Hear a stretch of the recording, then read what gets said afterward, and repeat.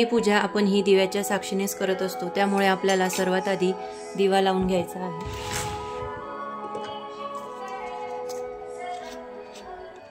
आपण तिळाच्या तेलाचा किंवा मोहरीच्या तेलाचा सुद्धा लावू शकतो। सुद्धा आपल्याला कुंकू आणि हळद लावून घ्यायची आहे, त्यानंतरच दिवा प्रज्वलित करून घ्यायचा।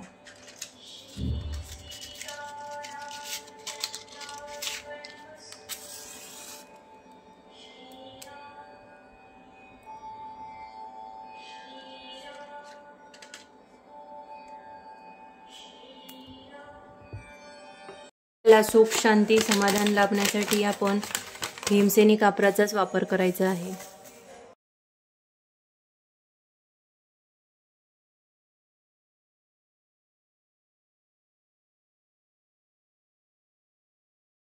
नमस्कार, श्री स्वामी समर्थ। आज आपण देवाचा कोपरा स्वच्छ करून घेणार आहोत। त्यासोबतच देवांना आंघोळ कशी घालावी, त्या पाण्याचे नंतर काय करावे याबद्दल माहिती जाणून घेणार आहोत। नमस्कार, स्वागत आहे तुमचं स्वामी माऊली चॅनलमध्ये। बरेच जण पौर्णिमेला देवघर स्वच्छ करत असतात, त्याचप्रकारे शुक्रवारी सुद्धा करतात। आता देवघर आपण स्वच्छ करणार आहोत। देवघर स्वच्छ करण्यासाठी सर्वात आधी एका पितळेच्या प्लेटमध्ये सर्व देव मी ठेवून घेणार आहे। त्यानंतर देवघर कपड्याने व्यवस्थित स्वच्छ करून घेणार आहे। त्यासोबतच देवाचा कोपरा सुद्धा स्वच्छ करून घेणार आहे। देवघरामध्ये आपल्याला आपण जो झाडू किंवा फडा वापरतो तो वापरायचा नाही। देवघरासाठी आपल्याला पूजा सामग्रीच्या दुकानामध्ये जी छोटी फळी येते तीच आपल्याला देवपूजेसाठी वापरायची आहे। तर आता इथे देवघरामधील सर्व देव प्लेटमध्ये काढून ठेवून घेतलेले आहे। त्यानंतर आता देवघर स्वच्छ करणार आहे। आता इथे मी देवघर खाली काढून घेणार आहे, ते खाली काढून स्वच्छ करून घेणार आहे। त्यानंतर टेबलसुद्धा स्वच्छ करून घेणार आहे। घर हे लाकडी असल्यामुळे त्याला डायरेक्ट पाण्याने किंवा ओल्या कपड्याने पुसता येणार नाही, त्यामुळे मी इथे कोरड्या कपड्यानेच देवघर आणि टेबलसुद्धा पुसून घेणार आहे। देवपूजेसाठी किंवा देवांना आंघोळ झाल्यानंतर पुसण्यासाठी आपल्याला वेगळे कपडे वापरायचे आहे। त्यासोबतच देवघर किंवा देवघराजवळील आजूबाजूची जागासुद्धा पुसण्यासाठी वेगळा कापड वापरायचा आहे। घर आणि देवांना पुसण्यासाठी आपल्याला एकच कापड घेऊन पुसायचं नाही। त्यासोबतच देवांसाठी जे आपण वापरलेले कपडे आहेत ते स्वच्छ धुवून वाळल्यानंतर देवाजवळच आपल्याला ठेवून द्यायचे आहेत। त्यानंतर दुसऱ्या दिवशीच त्यांचा वापर आपल्याला देवघरासाठी किंवा देवपूजेसाठी करायचा आहे। इतर वेळेस आपण त्या कपड्यांना हात लावू नये। त्यासोबतच देवपूजेच्या वेळेस किंवा देवपूजा झाल्यानंतर आपण एखाद्या चांदीच्या निरांजनामध्ये किंवा मातीच्या सुद्धा घेऊ शकतो, त्यामध्ये आपल्याला एक लवंग आणि कापूर घ्यायचा आहे आणि ते जाळायचं आहे।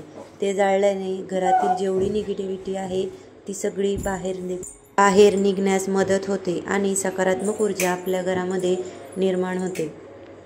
आता इथे देवघर स्वच्छ पुसून घेतलेलं आहे, त्यानंतर ते परत टेबलवरती ठेवून घेतलेलं आहे। आता यामध्ये देवपूजा करून देवांची मांडणी करून घेणार आहे। देवघराच्या खाली जो ड्रॉवर आहे त्याच्यामध्ये पण थोड्याफार प्रमाणात धूळ बसतेच। कितीही स्वच्छ केला तरी त्याच्यामध्ये धूळ जमा होतेच, त्यामुळे तो सुद्धा आपल्याला स्वच्छ करून घ्यायचा आहे। आता यातील सगळं सामान काढून घेऊन ते परत एकदा पुसून ड्रॉवरमध्ये परत ठेवून घेणार आहे। देवघर हे आपण शुक्रवारी किंवा पौर्णिमेला स्वच्छ करून घ्यायचे आहे।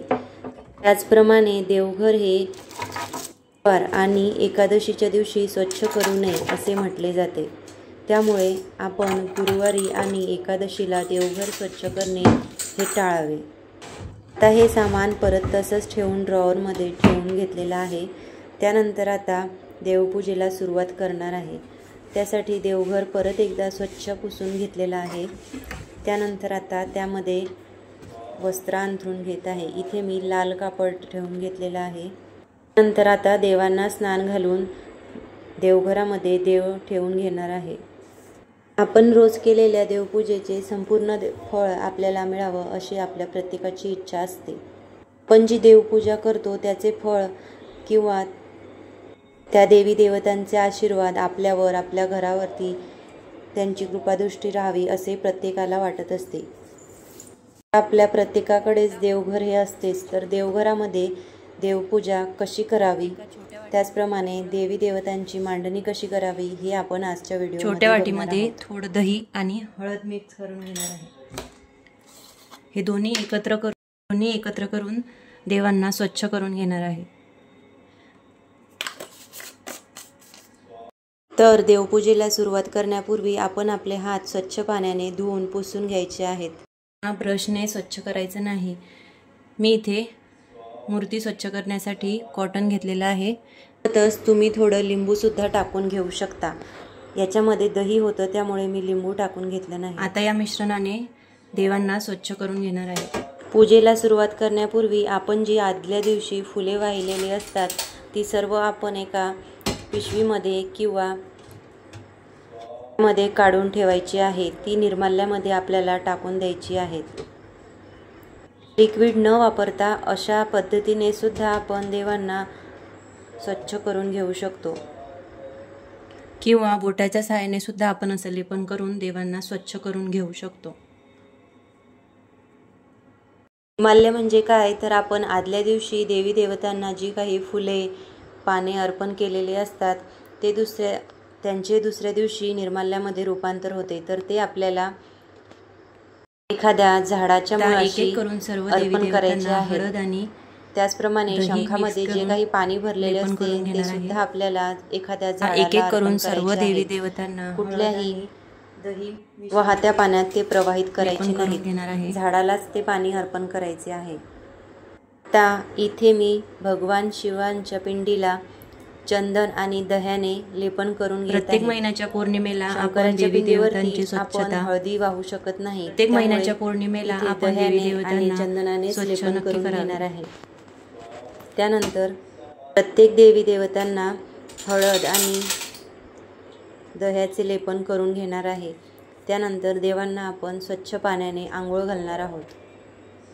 त्यामधले जे पाणी आहे ते आपण देवघरामध्ये किंवा देवघराच्या ठिकाणी, त्याचप्रमाणे आपल्या घरामध्ये सर्वीकडे फुलाच्या साहाय्याने शिंपडून घ्यायचे आहे. त्यासोबतच प्रत्येक पौर्णिमेला देवघर आणि देवाचा कोपरा हा स्वच्छ करावा. त्यासोबतच देवांना सुद्धा पंचामृताने स्नान आपण घालून घ्यायचे आहेत.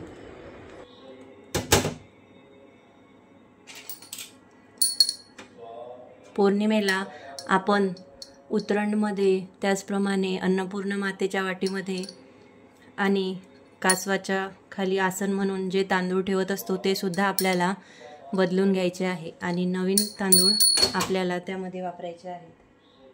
आपल्याकडे आपल्या देवघरामध्ये जर श्रीयंत्र, त्याचसोबतच जर आपल्या कुलदेवीचा टाक असेल तर पौर्णिमेच्या दिवशी आपल्याला श्रीयंत्रावरती, किंवा आपल्याकडे जर श्रीयंत्र नसेल तर देवीच्या टाकावरती, किंवा आपल्याकडे जर देवीची मूर्ती असेल तर मूर्तीवरती आपल्याला कुंकुमार्चन नक्की करायचे आहे. कुंकुमार्चन आपण इतर वेळी 1 वेळा केले तरी चालेल, पण पौर्णिमेला 16 वेळाच करायला पाहिजे. आपल्याला जर पौर्णिमेला सुद्धा 16 वेळा श्रीयंत्रावरती किंवा देवीच्या टाकावरती कुंकुमार्चन करणं शक्य होत नसेल तर आपण 1 वेळा केले तरी चालेल.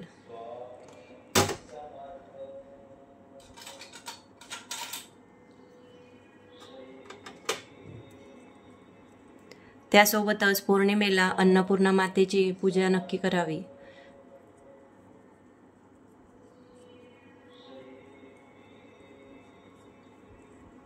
देवी देवतांना कुठल्याही प्रकारचे लिक्विड किंवा पावडर न वापरता आपण अशा प्रकारे सुद्धा देवींची मूर्ती स्वच्छ करून घेऊ शकतो. सोबतच आपण आपल्या देवघरामध्ये जो मंगल कलश स्थापन केलेला असतो त्याचे पाणी सुद्धा आपल्याला तुळशीला घालायचे नाही. तुळशीऐवजी इतर कुठल्याही झाडाला आपण त्याचे पाणी अर्पण करायचे आहे. त्यानंतर कलश परत दुसऱ्यांदा आपल्याला स्वच्छ भरून घ्यायचा आहे आणि कलशाची स्थापना करून घ्यायची आहे. लिक्विडने स्वच्छ करून जेवढे देव स्वच्छ होतात तेवढे याने होत नाहीत, पण तरी लिक्विडने स्वच्छ करण्याऐवजी याने स्वच्छ केलेले कधीही चांगले. मंगल कलशातील पाणी आपण हे कुठल्याही फुलांच्या किंवा इतर शोच्या झाडाला घालू शकतो. त्यानंतर आपण पूजेला बसताना आपल्याला सर्व साहित्य जवळ घेऊनच बसायचे आहेत. त्यानंतरच आपल्याला देवपूजेला सुरुवात करायची आहे. पौर्णिमेच्या दिवशी आपल्याला मंगल कलशाची स्थापना सुद्धा अवश्य करायची आहे. जर तुम्ही मंगल कलश स्थापन करत नसाल तर कुठल्याही पौर्णिमेला आपण मंगल कलश स्थापन आवर्जून करावा. तुम्ही जर मंगल कलश स्थापन करत नसाल तर कुठल्याही पौर्णिमेला आपण मंगल कलश स्थापन करायला सुरुवात करू शकतो.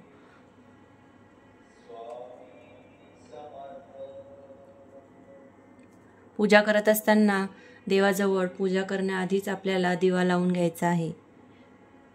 पौर्णिमेला एक तुपाचा दिवा देवाजवळ नक्की लावून घ्यायचा. आपल्या घरातील देवघर हे नेहमी पूर्व किंवा उत्तर दिशेला असायला हवे. देवघर हे नेहमी वरून चपटे असावे. देवघरावरती कुठलीही पुस्तिका किंवा वस्तू ह्या कुठल्याही प्रकारच्या ठेवायच्या नाही. पूजेला बसताना आपण नेहमी पूर्वेकडे तोंड करूनच पूजेला बसायचे आहे. त्यासोबतच आपल्याला देवपूजा करताना जेवढे साहित्य लागते ते आधीच आपण काढून ठेवायचे आहे, जेणेकरून आपल्याला उठबस करावी लागणार नाही. आपल्याकडे जर उतरंड असेल तर त्यामध्ये आपण तांदूळ भरायचे आहेत किंवा त्याऐवजी आपण इतर कुठलेही धान्य उतरंडमध्ये भरू शकतो. तुम्हाला जर मूग किंवा साखर, तुरीची डाळ, हरभऱ्याची डाळ ही सुद्धा आपण उतरंडमध्ये भरू शकतो. आपल्या देवघरातील देवांच्या मूर्ती ह्या 3 इंचाच्या वरती कधीही असू नये.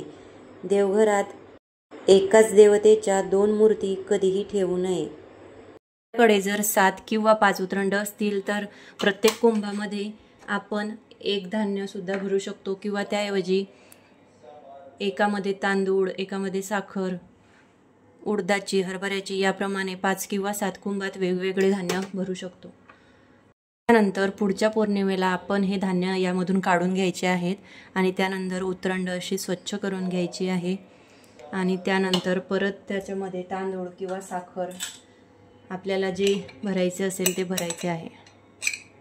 आपल्या इच्छेनुसार आपल्याला जे धान्य कुंभामध्ये भरायचे आहे ते आपण प्रत्येक पौर्णिमेला भरून घेऊ शकतो. त्यानंतर त्याची रोजच्या रोज आपल्याला हळदी आणि कुंकवाने फक्त पूजा करून घ्यायची आहे. बदलवण्याची आवश्यकता नाही, फक्त पौर्णिमेलाच ते आपल्याला बदलवायचे आहे. रोज त्याला हळदी आणि कुंकू पूजा करत असताना आपल्याला लावून घ्यायचे आहे. त्याचप्रमाणे कासवाच्या खाली जे आपण तांदूळ ठेवतो आसन म्हणून ते सुद्धा आपल्याला पौर्णिमेला बदलायचे आहेत. मंगल कलश स्थापन केल्यानंतर कळसामध्ये ठेवलेली जे विड्याची पाने असतात ती जर खराब झाली तर ती आपण देवीचा जो वार असेल मंगळवार किंवा शुक्रवार या दिवशी बदलून घेऊ शकतो. त्याचप्रमाणे कळसामधील पाणी सुद्धा आपण बदलून घेऊ शकतो. त्यांना दर शुक्रवारी किंवा मंगळवारी कळसातील पाणी बदलणे शक्य नसेल त्यांनी प्रत्येक पौर्णिमेला बदलले तरी चालेल.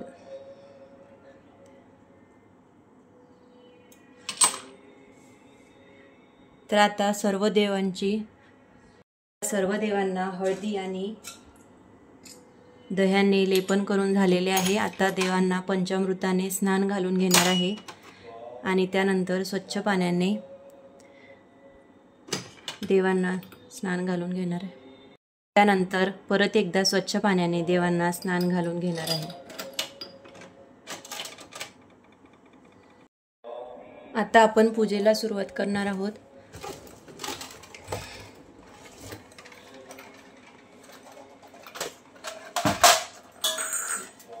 त्यासाठी देवांना स्नान घालण्यासाठी एक पितळेचं भांडं घेतलेलं आहे.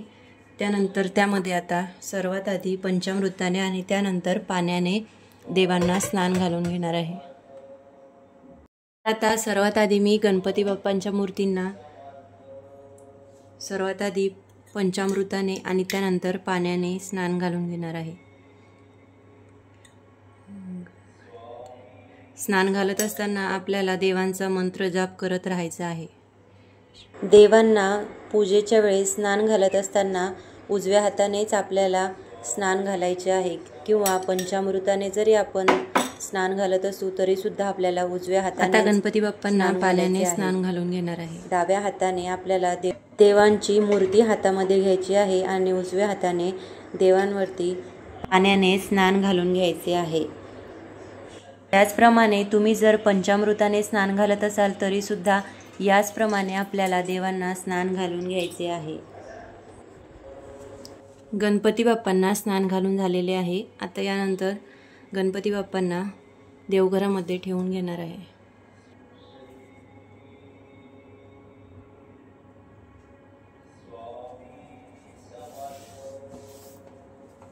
यानंतर आता एक एक करून सर्व देवी देवतांना पंचामृताने आणि त्यानंतर पाण्याने स्नान घालून घेणार आहे.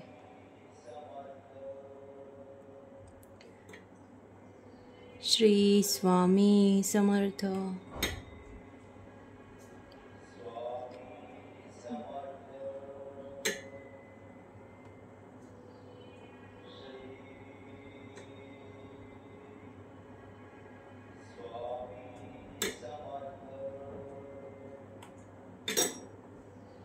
पंचामृताने स्नान घालून घेतल्यानंतर परत एकदा पाण्याने स्नान घालणार आहे.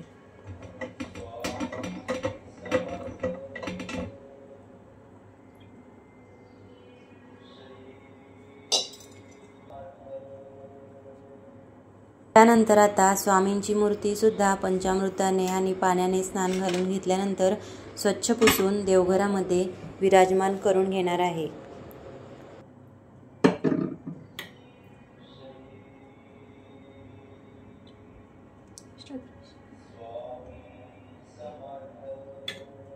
श्रीकृष्णाय वासुदेवाय हरये परमात्मने प्रणतक्लेशनाशाय गोविंदाय नमो नमः.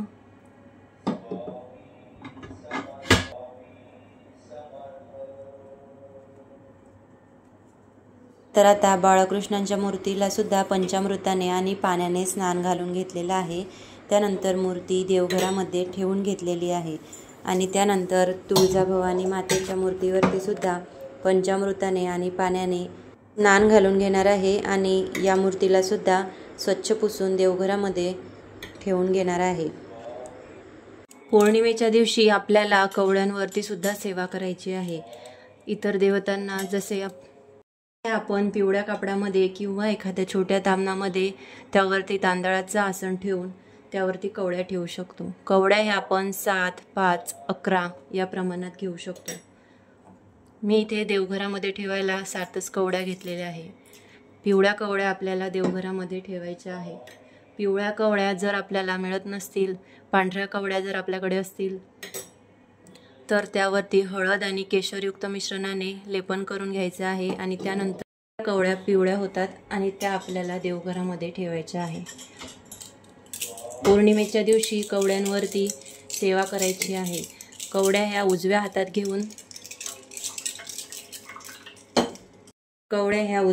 घेऊन त्यावरती आपल्याला श्रीसूक्त किंवा लक्ष्मी गायत्री त्यासोबतच विष्णू गायत्री मंत्र पठण करायचे आहे. लक्ष्मी गायत्री आणि विष्णू गायत्री मंत्र आपल्याला 16 वेळा म्हणायचे आहे.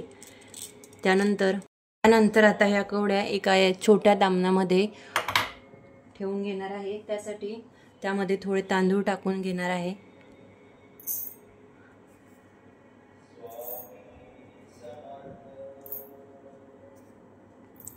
तांदूळावरती आपल्याला हळदी, कुंकू आणि अक्षदा वाहून घ्यायचे आहे.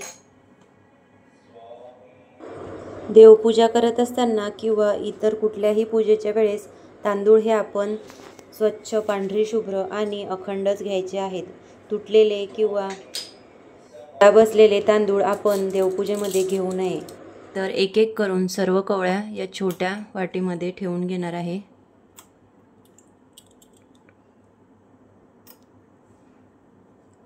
कवड्या ठेवून घेतल्यानंतर त्याच्यावरती सुद्धा आपल्याला हळदी आणि कुंकू लावून घ्यायचे आहे.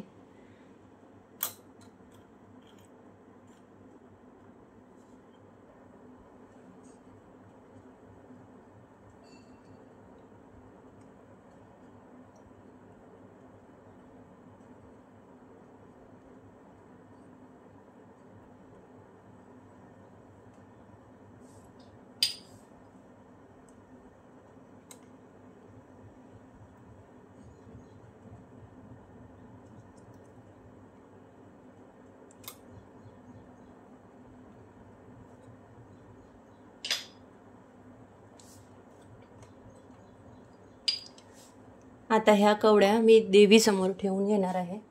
कवड्यांची पूजा करण्यामागचे कारण म्हणजे आर्थिक समृद्धी आणि सकारात्मक ऊर्जा आपल्याला प्राप्त होते.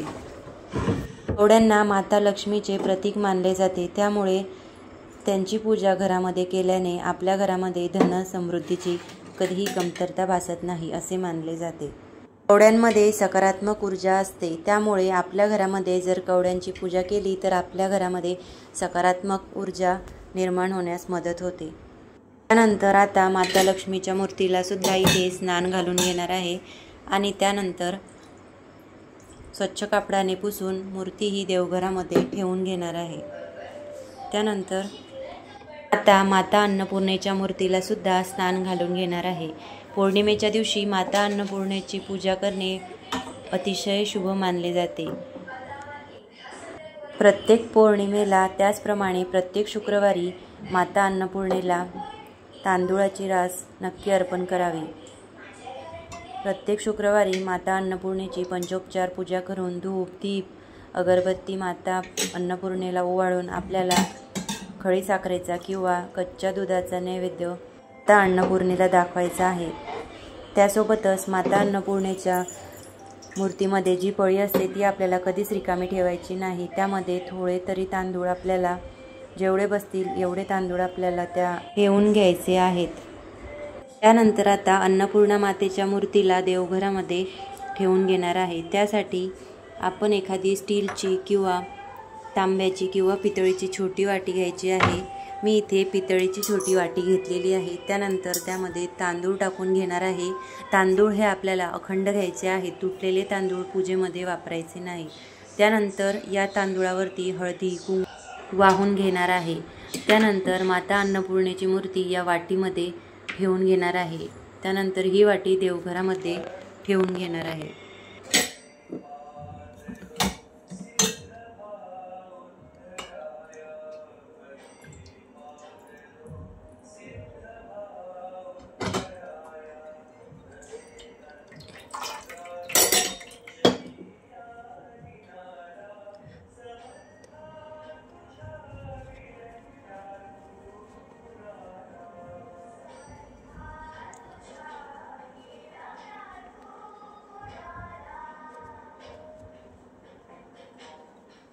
आता इथे गायवासराच्या मूर्तीवरती सुद्धा पंचामृताने आणि पाण्याने अभिषेक करून झालेला आहे.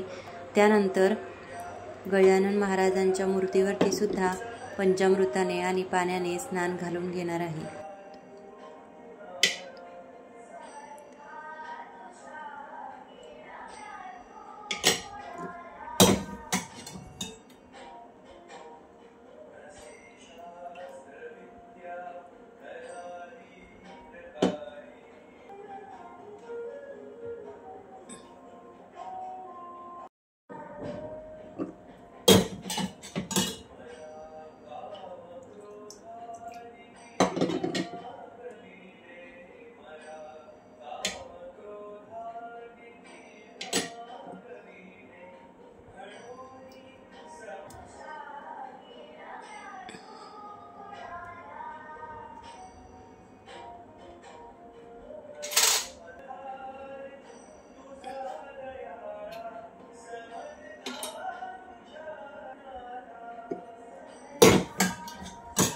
आता आपण शंखावरती सुद्धा पंचामृताने आणि पाण्याने स्नान घालून घेणार आहोत. शंख हा देवघरामध्ये पूर्व पश्चिम या दिशेमध्येच ठेवायचा आहे.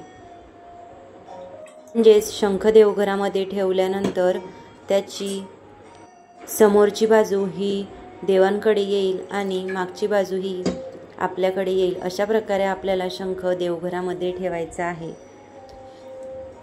देवघरामध्ये आपण दक्षिणावर्ती शंखच ठेवायचा आहे.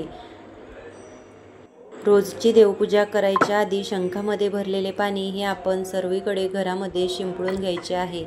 त्यानंतर कासवाला स्नान घालून घेतल्यानंतर आपण एक छोटी वाटी किंवा एक छोटं ताम्हण घ्यायचं आहे, प्लेट घ्यायची आहे आणि त्यामध्ये मी इथे अक्षदा टाकून घेणार आहे. अक्षदा टाकून घेतल्यानंतर त्यावरती हळदी आणि कुंकवाने अलंकारित करायचं आहे. हळदी आणि कुंकू टाकून घेतल्यानंतर त्यावरती कासवाला ठेवून घेणार आहे.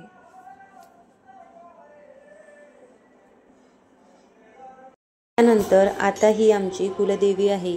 कुलदेवीच्या टाकावरती सुद्धा मी पंचामृताने आणि पाण्याने स्नान घालून घेणार आहे. स्नान घालत असताना आपल्याला कुलदेवीचा मंत्र किंवा स्तोत्र म्हणायचे आहे. पौर्णिमेच्या दिवशी आपण त्याप्रमाणे पौर्णिमेला आपण श्रीयंत्रावरती कुंकुमार्चन विधी करतो, त्याचप्रमाणे देवीच्या टाकावरती सुद्धा आपल्याला कुंकुमार्चन करता येतो.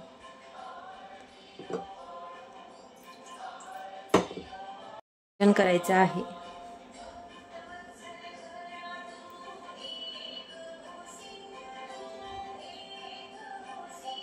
देवीचा टाक सुद्धा देवघरामध्ये ठेवून घेणार आहे.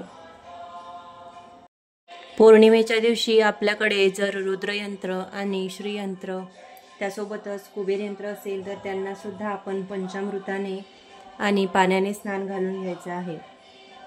मी इथे कुबेर यंत्राला आधी दह्याने आणि हळदीने लेपन केलेलं होतं. त्यानंतर आता पाण्याने स्नान घालून घेणार आहे आणि नंतर पंचामृताने स्नान घालून घेणार आहे. त्यानंतर परत एकदा पाण्याने स्नान घालून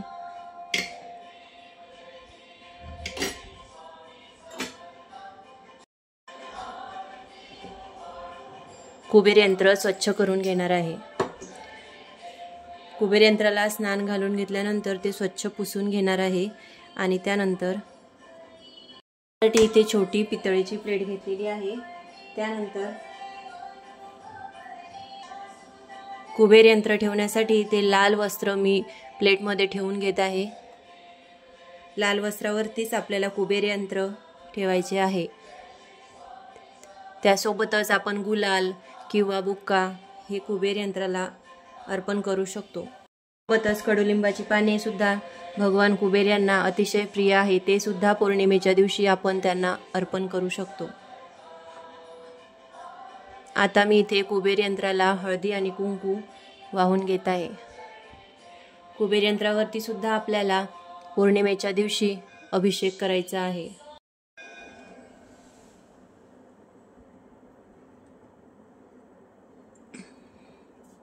कुबेर यंत्राला स्वच्छ धुवून घेतल्यानंतर आता इथे मी रुद्रयंत्राला सुद्धा सर्वप्रथम पाण्याने स्नान घालून घेणार आहे.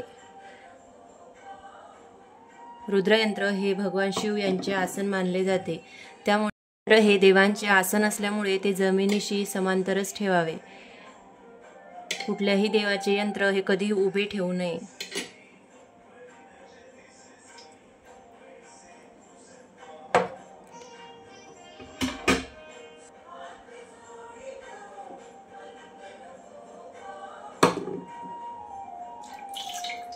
यंत्र हे आपल्याला भगवान शिवच्या पिंडी समोरच येईल अशा प्रकारे देवघरामध्ये ठेवायचे आहे.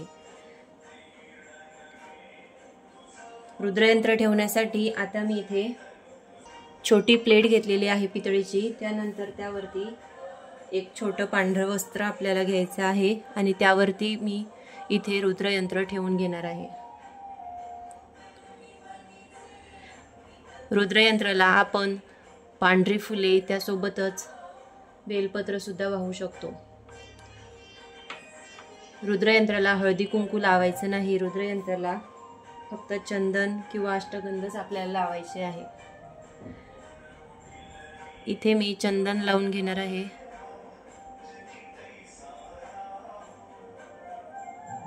त्यानंतर रुद्रयंत्रावरती ठेवायला मी ही छोटी रुद्राक्षाची माळ घेतलेली आहे. ही 27 मण्यांची आहे. ही माळ रुद्रयंत्रावरती ठेवून घेणार आहे. आता कुबेर यंत्राला आणि रुद्रयंत्राला पंचामृताने आणि पाण्याने स्नान घालून घेतल्यानंतर मी श्रीयंत्र इथे घेतलेलं आहे. श्रीयंत्राला सर्वात आधी पाण्याने स्नान घालून घ्यायचे आहे. श्रीयंत्राला आधीच हळदी आणि दह्याने लेपन करून घेतले होते. त्यानंतर आता पंचामृताने सुद्धा स्नान घालणार आहे.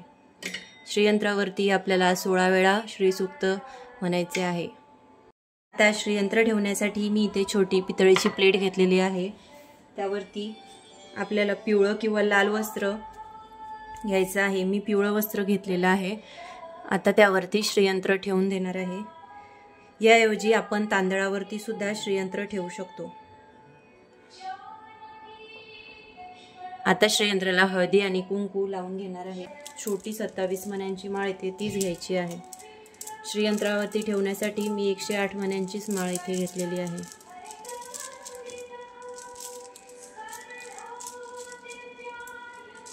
श्रीयंत्रावरती कुंकुमार्चन म्हणून झाल्यानंतर आपल्याला फलश्रुती सुद्धा म्हणायची आहे.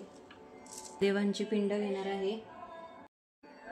त्यानंतर पंचामृताने सुद्धा स्नान घालून घेणार आहे.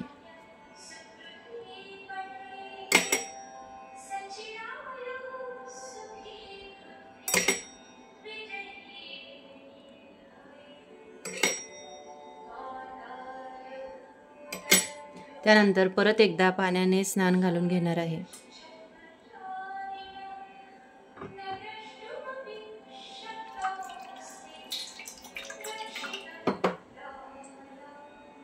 आता शिवपिंड स्वच्छ पुसून घेऊन स्वामींच्या पादुका सुद्धा स्वच्छ कापडाने पुसून घेणार आहे.